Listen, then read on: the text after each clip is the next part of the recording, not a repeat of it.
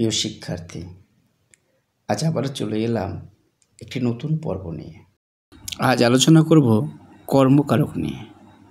কর্মকারক বাংলা ব্যাকরণের একটি গুরুত্বপূর্ণ অধ্যায়, যা মাধ্যমিক ও চাকরির বিভিন্ন পরীক্ষায় খুবই গুরুত্বপূর্ণ। তাহলে আর কথা না বাড়িয়ে চলো শুরু করা যাক।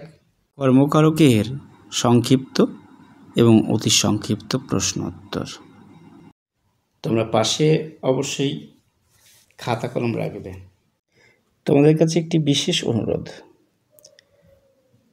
উপকৃত হলে চ্যানেলটি অবশ্যই সাবস্ক্রাইব করবে এবং বন্ধুদের অবশ্যই অ্যাড হতে বলবে। চলো তাহলে শুরু করি আজকের আলোচনার বিষয় কর্মকারক। প্রথমে আসি সংজ্ঞা। কর্তা যাকে আশ্রয় করে ক্রিয়া সম্পন্ন করে সেই কর্মের সাথে ক্রিয়ার অন্বয় বা সম্পর্ককে কর্মকারক বলে। মানে কারক শব্দটা পুরোটা নেই, কয়েকার র আছে, এটা ক অ্যাড হবে। তাহলে কি বলছে? কর্তা যাকে আশ্রয় করে ক্রিয়া সম্পন্ন করে সেই কর্মের সাথে ক্রিয়ার যে সম্পর্ক বা অন্বয় তাকে কর্মকারক বলে। যেমন মা ভাত দিচ্ছে, এই বাক্যে মা কর্তা এবং দিচ্ছে ক্রিয়া। তাহলে আমরা জানি কি, কর্তা যাকে অবলম্বন করে ক্রিয়া সম্পন্ন করে তাই হলো কর্ম। সুতরাং এই বাক্যে ভাত হলো কর্ম, কারণ ভাত দ্বারা কর্তা অর্থাৎ মা তার ক্রিয়াটা সম্পন্ন করেছে। এবারে কর্মকারক চেনার উপায়। বাক্যের ক্রিয়াপদকে কি বা কাকে দিয়ে প্রশ্ন করলে যে উত্তর পাওয়া যায় তা কর্মকারক হয়। এর আগে আমরা কর্তৃকারক দেখেছিলাম কে বা কারা দিয়ে প্রশ্ন করতে হয়, কিন্তু কর্মকারককে কি বা কাকে দিয়ে প্রশ্ন করতে হবে। আর কি দিয়ে প্রশ্ন করলে যে উত্তর পাওয়া যায় তা হয় সাধারণত মুখ্য কর্ম, এবং কাকে দিয়ে প্রশ্ন করলে যে উত্তর পাওয়া যায় তা হয় গৌণ কর্ম। এবার আসি উদ্দেশ্য কর্ম ও বিধেয় কর্ম কাকে বলে। বাক্যে ক্রিয়ার দুটি কর্ম থাকলে যে কর্মটিকে উদ্দেশ্য করে অন্য কর্মটি পরিপূরক রূপে প্রযুক্ত হয় সেই কর্মকে উদ্দেশ্য কর্ম বলে। যেমন গোপীরা শ্রীকৃষ্ণকে ভগবান বলে মনে করতেন, বা আমি তাকে গুরু বলে স্বীকার করেছি। এই বাক্য দুটিতে প্রথম বাক্যে শ্রীকৃষ্ণকে এবং দ্বিতীয় বাক্যে তাকে হলো উদ্দেশ্য কর্ম।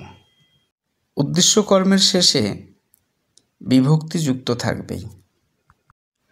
এবার বিধেয় কর্ম। বিধেয় কর্ম কাকে বলে?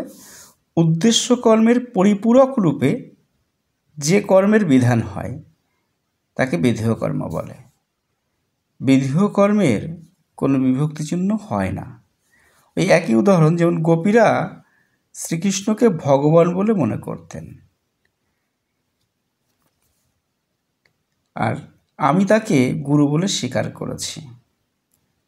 মানে কি দিয়ে প্রশ্ন করলে দুটোরই উত্তর পাওয়া যাবে।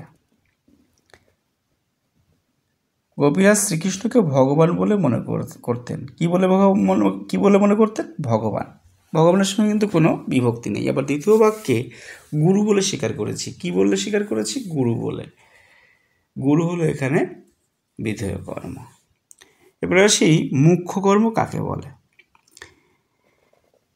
দ্বিকর্ম ক্রিয়ার ক্রিয়াপদের সঙ্গে মুখ্য সম্পর্কযুক্ত কর্মটিকে বলা হয় মুখ্য কর্ম।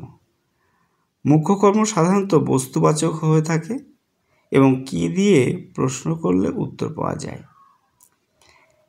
গৌণকর্ম কাকে বলে? দ্বিকর্ম ক্রিয়ায় যে কর্মটি ক্রিয়ার সঙ্গে পরোক্ষভাবে উন্নীত হয় বা সম্পর্কযুক্ত হয় তাকে গৌণকর্ম বলে।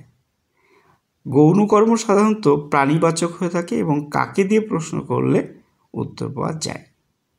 মুখ্য কর্ম এবং গৌণকর্মের একটি উদাহরণ, যেমন বাবা আমাকে টাকা দিলেন। কি দিয়ে প্রশ্ন করলে উত্তর আসবে? কি দিলেন? টাকা দিলেন। তাহলে টাকা হলো মুখ্য কর্ম। আর কাকে দিয়ে প্রশ্ন করলে উত্তর আসবে? কাকে দিলেন? আমাকে। আমাকে হলো গৌণ কর্ম। সমধাতুজ কর্ম কাকে বলে? যে ধাতু থেকে ক্রিয়াপদ নিষ্পন্ন হয় সেই একই ধাতু থেকে যদি কর্মটিও নিষ্পন্ন হয় তবে সেই কর্মকে বলা হয় সমধাতুজ কর্ম। যেমন রিনা খুব সুন্দর গান গেয়েছিল, বা কি ঘুমনা ঘুমিয়েছে। এই প্রথম বাক্যে গান এবং গিয়েছিল উভয়ই গই ধাতু থেকে নিষ্পন্ন হয়েছে, তাই গান হলো একটি সমধাতুজ কর্ম। অক্ষুণ্ণ কর্ম কাকে বলে?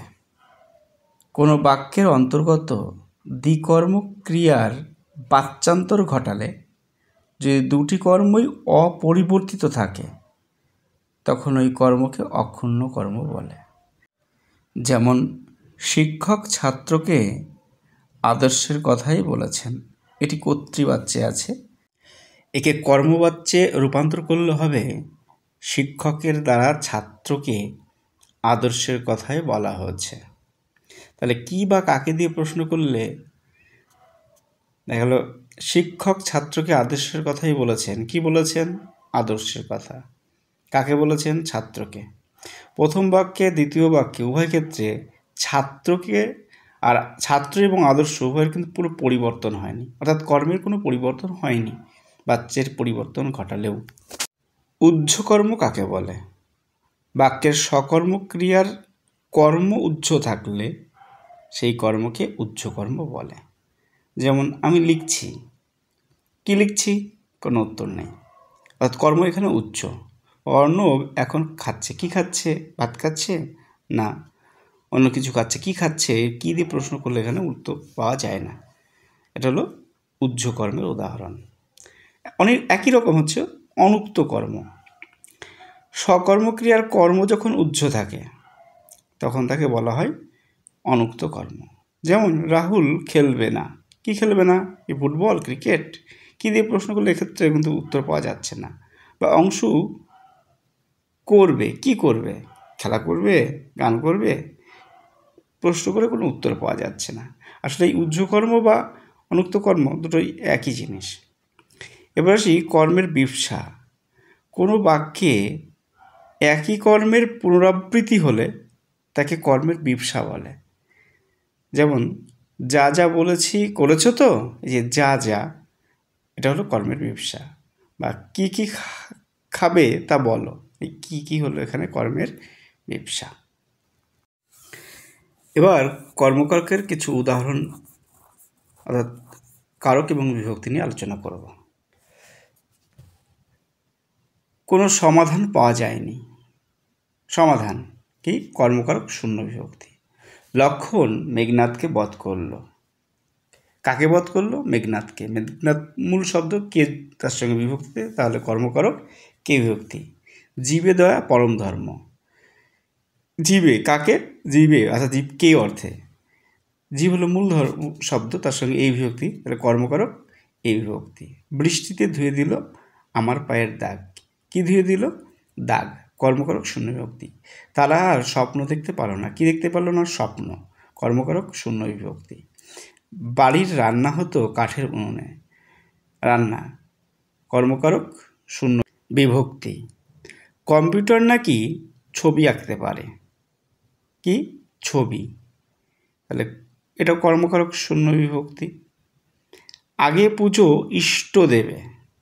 কাকে? ইষ্টদেবে, মানে ইষ্টদেবকে। কর্মকারক এই বিভক্তি। কন্যারে ফেরিল যথা। কর্মকারক রে বিভক্তি। আজকের আলোচনা এখানেই শেষ করছি। পরবর্তী ভিডিও আসা আগে পর্যন্ত তোমরা আশা করে ভালো থেকো এবং ভালো লাগলে অবশ্যই সাথে থেকো।